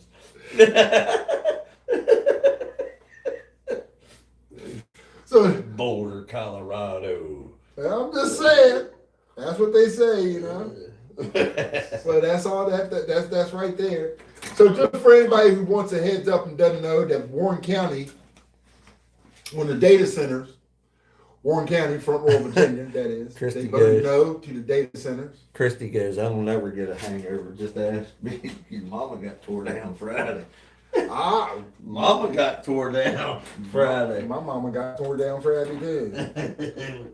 Well, y'all think alike, Christy? I mean, both of y'all Fridays, y'all just get tore down? Well, I tell you, I had a quart of something that was pretty good that was gone in about 35 minutes. Moonshine? It wasn't that store-bought shit either. No. You buy up the ABC No, it was store. the actual stuff. Yeah, Real it smooth. only lasted about 35, 40 minutes. And that whole Was that quart you or was gone. that both of you? It was a few of us. Smooth moonshine is good. I just can't do it Dude, because the peach was good. Don't get me wrong. That's what we finished. But dude, I'm telling you, that butterscotch. Oof. Oh, I'm gonna have to drive 5 hours again just to get more. That butterscotch was phenomenal. If you like Werther's Original, that's what that shit tastes like. Really? Oh my god! If you like the candy Werther, dude, you could taste the buttery in. Oh, that's kind of stuff to sneak up on you. oh, and it snuck. It It snuck. That's the kind of stuff that sneak up on you. I guess I'm gonna have to drive 5.5 hours again soon to go get some more. Well, you know, when they finish out here, I told you I'm gonna have my cookouts. You know what to do. I need to learn to do that shit on my own. What? Make it? Yeah. We already know how to make barbecue sauce. It shouldn't be hard. I don't know. You get the boiling shit and you gotta drip it and too much pressure involved. Well, if you're gonna do that, you might as well just go IPA. That's what I'm saying. If you're gonna do all that process, you might as well go IPA. That's what's popular now anyway. I mean, I do like making homemade wine. There you go. And with the I'll tell you what, if Ben would have thought about with that grape juice he bought, man, that would have been great. That'd been great wine right there. If he did, I don't know if I can make a little batch. I have my grandmother's recipe. I don't think I can Cause I change forgot how it. long you gotta let it set and ferment. You put a balloon on top of it. The balloon will swell, and then once it comes back down, it's done. Really? Pour it through cheesecloth, separate everything. My grandmother made the wine for church communion for years. I have the receipt. I have the recite. Recite. I have the recite. I made it one time with concentrated grape juice, and it was good. It was good. It was a little strong on the grape flavor, a little stronger than I liked, but it was. But I remember taking communion as a kid. After you went through, what was it, the communion class and everything. And of course, you're up there, 10, 11, you're taking a little shot, You're going like that. You don't make that face no more. Hey, once you got done with the class, I got caught. we taking communion this week, Mom? Yeah. I'm like, yeah. I got caught in church because we had it and they actually did the wine, real wine. Mm-hmm. I remember taking it. I looked over at my grandma and said, "It tastes like Mad Dog." My grandma looked at me and was like, "How you know Mad Dog tastes and that's the thing is when you have your own kids and they start getting to that age, They think they're going to go out and do something that mom and dad never did. They don't realize. There's nothing you're going to do that we didn't do at that age. We found that out. Dude, we stole mom and dad's cigarettes and went in the woods and tried smoking them. We stole mom and dad's liquor. We had a pool table and a bar down in the basement at mom and dad's, okay? And we had a big corner shelf and it had all them little miniature bottles of different alcohol up there, okay? Well, we didn't know that the sink itself wasn't hooked up to the plumbing. So we take one down, say, ooh, that tastes like shit. We pour it out. Well, guess where that shit ran out to? Onto the fucking floor. And then we would run outside. If it was clear, we would fill it up with fucking water from the fucking tap, from the water hose. And put the lid back on, make sure the label's lined up, and put it back up there. And then, of course, that evening, mom and dad go downstairs and there'd be a big puddle on the floor. You all ain't gonna do nothing mom and dad didn't do. Don't think you're gonna pull one over on us. We ain't dumb. We ain't dumb. And of course, we had the old tile ceiling. So what do you do with the pull stick when you're and you go down there to this day and there's still blue chalk in the ceiling? It's just like, you all ain't doing nothing we didn't do. Oh, man. Hey, we started off with Chesterfield non-filters and Montclairs. We wanted to see what, and then Chesterfield non-filters, they weren't no joke. Them motherfuckers, you'd have thought you were smoking something else when you take a drag on. You'd be back in the, we'd be out there fucking dying. You ain't gonna, kiss the day. You ain't done nothing that we ain't done. Oh, gosh. I laugh about that because what he said, that's true, because I can remember stories. I can go on for days and days about the stupid stuff we would do as kids. It was all woods across the street here from you too, so y'all had places to sneak off to and do dumb shit. Charles Street wasn't no apartments back there when we were growing up. It was woods. And how parents knew what we were doing, they would actually set you up to fall into their traps too. Yeah. But I say, when my grandfather was drinking all that liquor, we would go into his liquor cabinet. Well, he got smart, so he started buying the rock gut stuff. He kept his stash. Yeah. He bought the right. You get kids get into this and see how you feel. Yeah. And we actually did. Now I say this because here's the one story I tell, because with every type of liquor, you have to have a certain type of chaser. Yep. You just don't chase it with anything. No.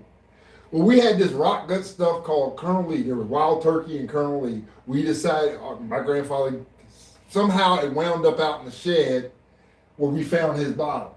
That's how I knew, I should have known it was a trap. Because he never kept his bottles out, open in the shed. You know what I mean? He always kept them hidden. You had to literally search for his good stuff. And all of a sudden that was out there. So we're going to drink this.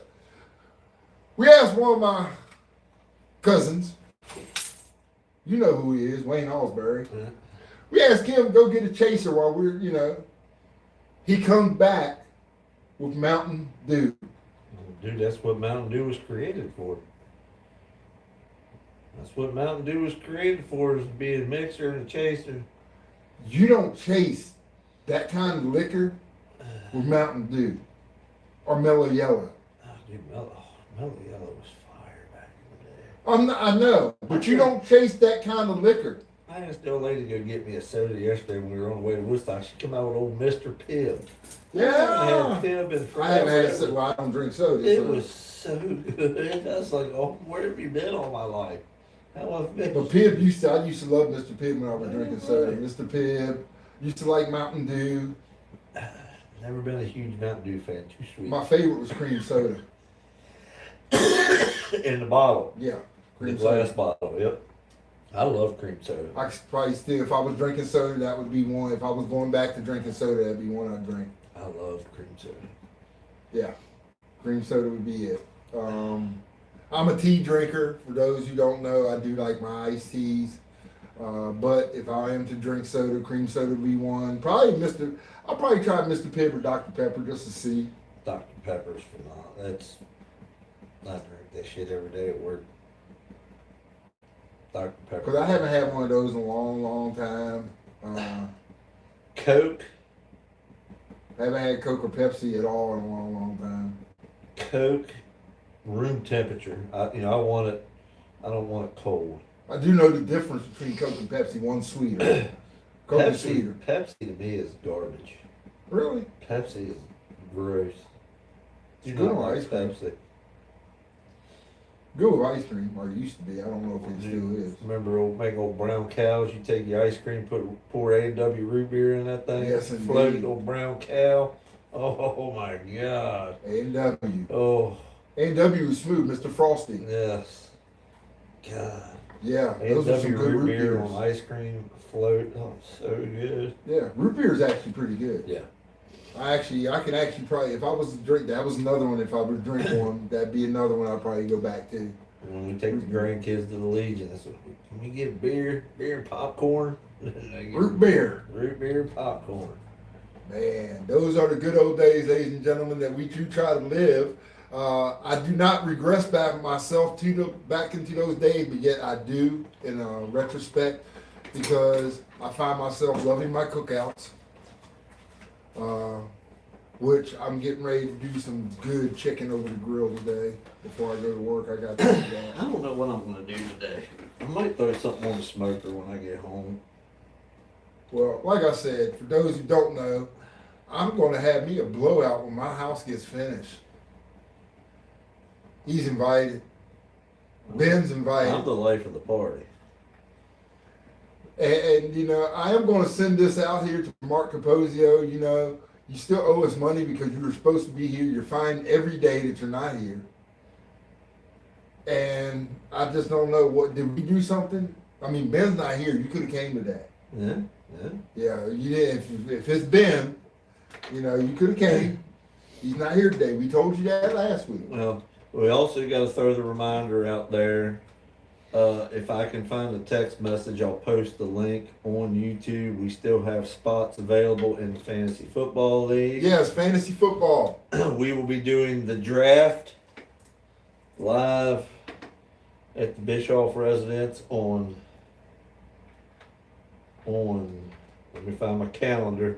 I want to say it's August 20, yeah, it's August 29th. It's the day after Mama's birthday. Yes, it will be live on the 29th of August. We will be doing a big cookout like we did last year. We'll be eating. One of us will probably be drinking. I don't know who that would be. You And whoever else comes. we will do the draft and the show live during the Is that a draft. Saturday or Sunday? It's a Saturday. Oh, good. I might even take Sunday off that day too. That way, we can bash each other like we did last year about our picks. Well, your wife just said she was going to ask you if you're going to do something on the smoker. Yep. Well, this time I'm going to bring something now, and I'm gonna already cook it, and I'm just going to bring it because people haven't tasted my actual barbecue ribs, and so I'm going to bring some to BJ so he can really get the classic Rick Jackson flavor of Rick Jackson's ribs, or maybe even Rick Jackson's barbecue chicken. I do some mean barbecue chicken.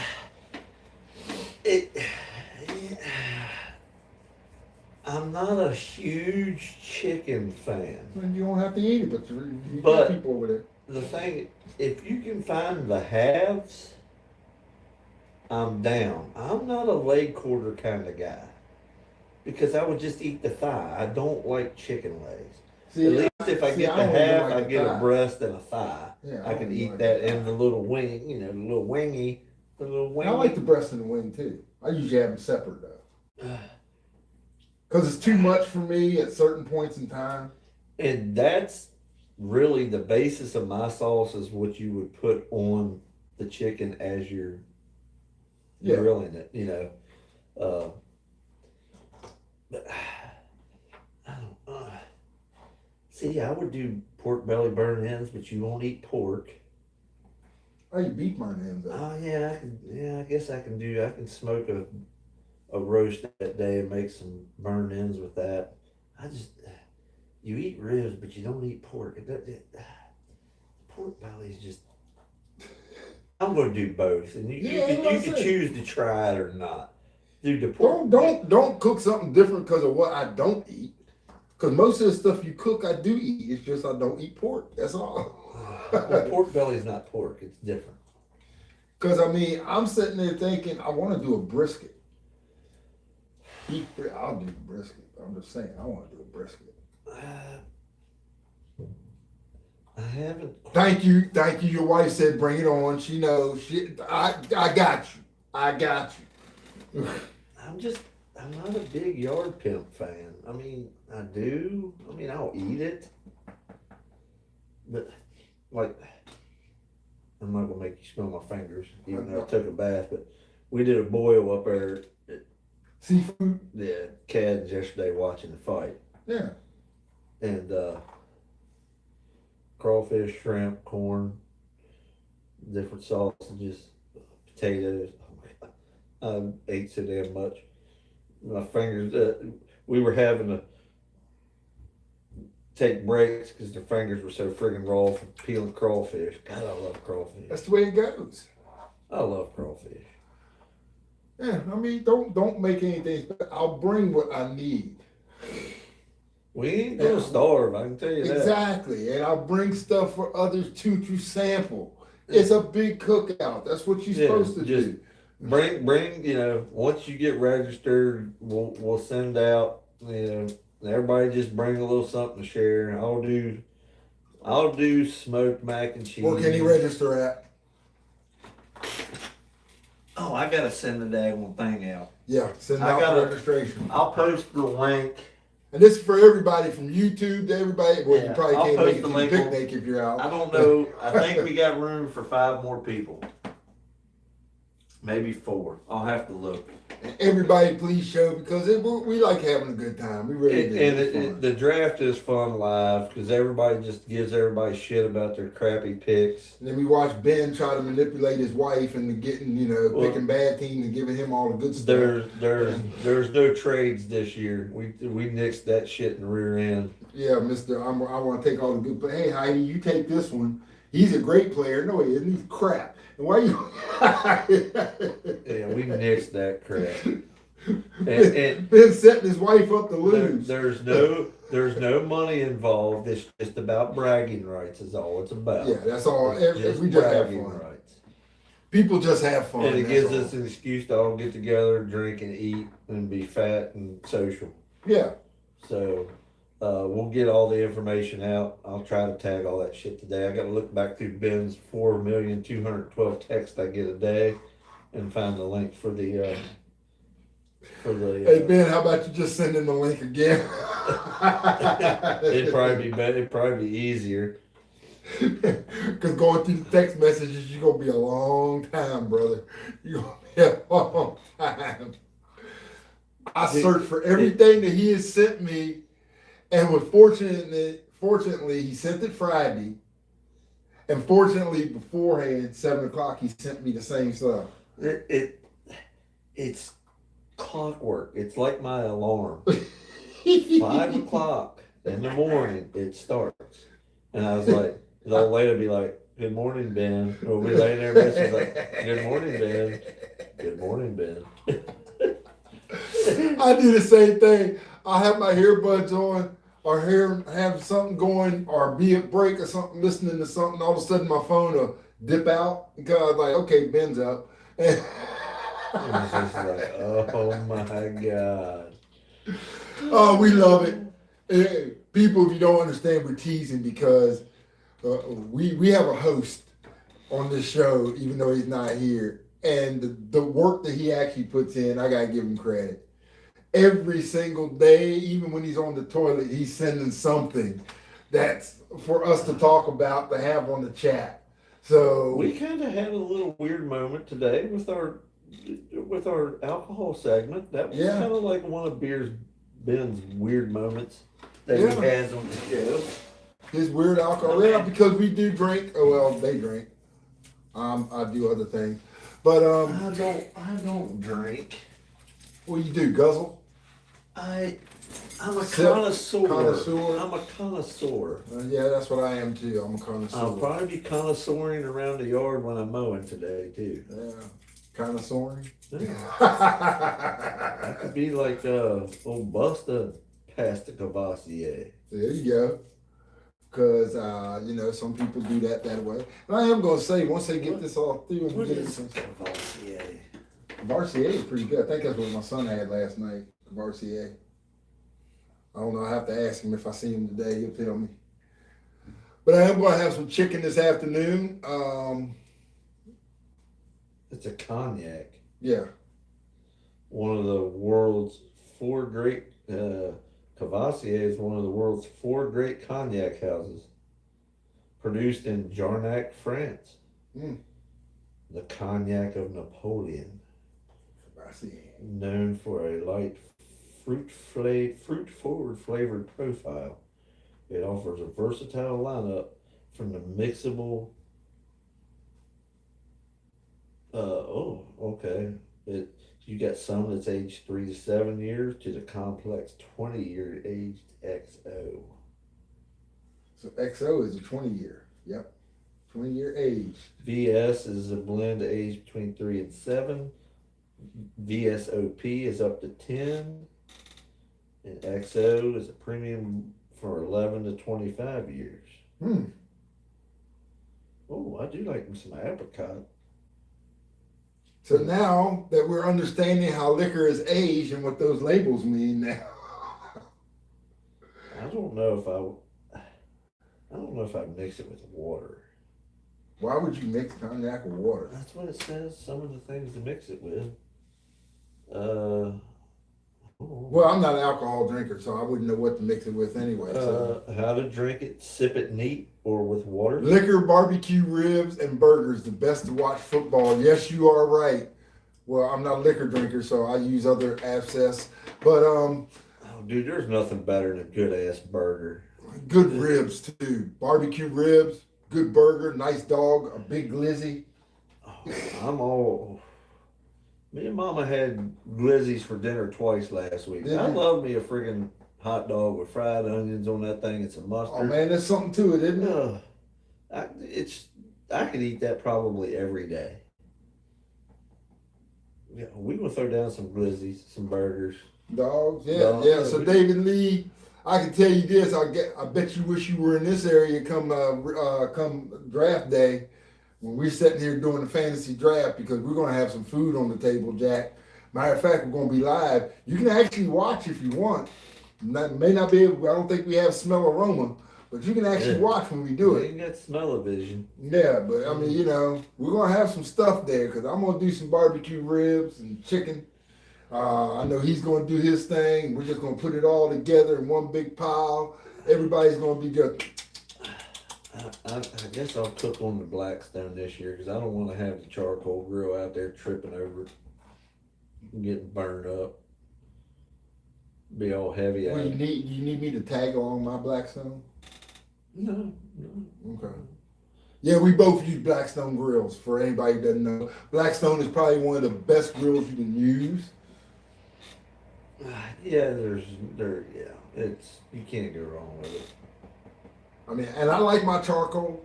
I do have a charcoal grill. I have a Blackstone grill. I'm getting ready to rival him with a smoker. But I will say, as much as I like my charcoal grill, my Blackstone is probably the best thing that I could ever have in that yard. It does everything. My little griddle gets it gets a lot of work out compared to the big one. Just the big one, that's too much for two people. That little one, it got to work out yesterday morning. Me and the dog made. I only use my bacon and Blackstone eggs. when the kids and stuff come by, Yeah. but they come by basically every weekend. So I mean, so it's nothing for me to use it. Me and the dog had bacon, eggs, and some. Oh man! The old lady had some ham in the fridge for sandwiches. I threw it on there and fried that up too. Oh my god! With the egg, no. Me and the dog were sitting fat yesterday morning after we ate breakfast. You throw some hash browns on there too. No, I could have. I just wanted to get it cooked quick. I was hungry. No, I get you, but I mean, hash browns would go with that, man. Hash browns and eggs, they just go together. Really do. And by the way, for people who really like food, I will suggest watch Braun Strowman. Everything on the menu is actually pretty good. I watched it yesterday. Some of the dishes that he's encountered, I'm gonna tell you, if I was there, I would love to try That mug gets the whole menu too. Yeah, I would love to try it because I'm gonna tell you, some of the food that he's encountered looks very good. There's a new place in Woodstock. We had to go to Woodstock What, yesterday. Italian Touch? No, it's called the Wholesome Butcher. It's right there beside Walmart. Yeah, I see. We stopped in there. I needed a snack. I needed a little. I wasn't starving. I said, but I'd go for a sandwich. It says in it was like sandwiches and meat. And dude, I'll tell you, it's like a one stop. They got their little cooler there showing their ribeyes and fillets, all that shit, hamburger. And then they have a sandwich section too. I'm telling you, I got the Italian sub up there yesterday. Phenomenal. The bread is the sub roll is great, and I won't get an Italian from Subway ever again because that one up there, it's worth the 15-minute ride to Woodstock. I'm They telling got better you. than Jersey Mike's up there. Oh my God, I got it all the way, which is lettuce, tomato, onion, red pepper relish, banana peppers, jalapenos. Of course, I got oil and vinegar, no mayonnaise, and no onion. I won't eat onion on a sandwich like that. And I don't like tomatoes on my sandwich like that. Red pepper relish and oil and vinegar. Oh love my red pepper God. relish. Man, Oil this and shit vinegar, was yeah. phenomenal. Oh, so good. And it's a little family-owned run place. I'd definitely check it out. Well, I've been past there. I just never went in there yet. But now that I know, I might have to go check in and see what's up. And see some The old lady variety on this show. The old lady got like the ham, turkey, and cheese pinwheels. Yeah. Yeah. She's like, well, I'm not really hungry, but I can eat something. It was good. I left there full and very content. If you haven't noticed that me and BJ, we both have similar things going on, because what I've noticed is, and what y'all people haven't noticed is, and Ben's shown it too while he's been Yeah, here. the old lady says the grandmother brought the sandwich out to her. She said the young girl made it. She said, no, she said, I kind of cut that cookie. It was like one side was longer than the other. And I was like, I really don't care. It's going to get eaten the same way. Whether one side of the sub's an inch longer than the other one, it don't matter. Exactly. I was like, girl, I said, you were perfectly fine. I said, don't nobody pay attention if it's miscut. Don't nobody care. When the food's good, don't nobody give a shit about that. See, he's doing the same thing that me and Ben, all of us, we've learned to do since we hit our 50s and stuff. Relax with your spouse, man. Just enjoy life. Yeah, that's all we do. Yeah. We rode up. Of course, we went up Route 11, and we come home back road. Just nice Jeep ride, and the windows down, the hatch open. Enjoy the day. Yeah, it was just a good ride. Of course, we went up. She bought a brand new screen door off Facebook Marketplace for the back. So now I'm waiting for somebody to come start on mine so I can get it done. Rick quit hogging them over here. My roof's done there. Trying to get my crap done now. My roof's done. I'm tired of looking at it box. I'm just getting I the wanna see it patio on and the stuff house. done now. That's it. I'm just filling in. That's it. Hey, ladies and gentlemen, this is our show. We've been here for quite a while today, talking to you about absolutely nothing, but yet you still joined us, and that shows. And also for YouTube, all you people on YouTube, we are at 101 subscribers. We want to thank each and every single one of you, and just ask, can you help us get some more? Help us get to 150. Get us to 150. Yeah, and then we'll work on. Then we'll work on 175. And then we'll work on 200. Yeah. Help us get some more there. But thanks to everybody for tuning in every week. Those of you dedicated ones that do turn in every week. The Carters, the Caposios, Truck, Robinson. I mean, I don't get up enough to watch. Facebook's too far away, and it's not live chat like we can with YouTube. But we thank we thank all y'all for tuning in. Everybody. Yeah, Even if you just Facebook. stop in for 2 or 3 minutes, throw a comment. make fun of us. Do whatever. Do what one guy did. Just do what the one dude did already. He thought we were gay, but that's okay. You got comments about the juice. Hey, let it fly. We don't care. Leave the juice alone. We are entertainment. We are talk radio that you can actually see live. That's what we are. They can't see the goat.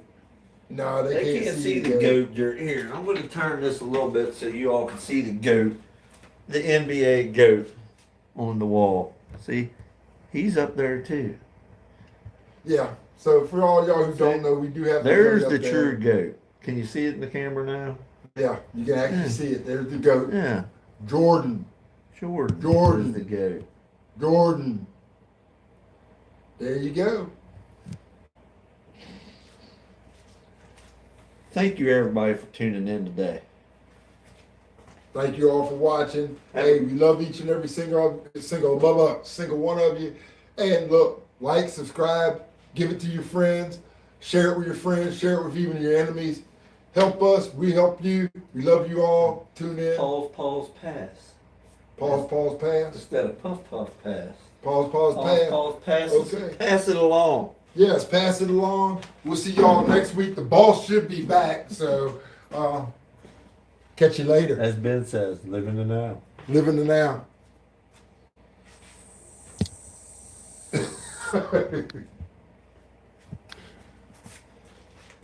Wee.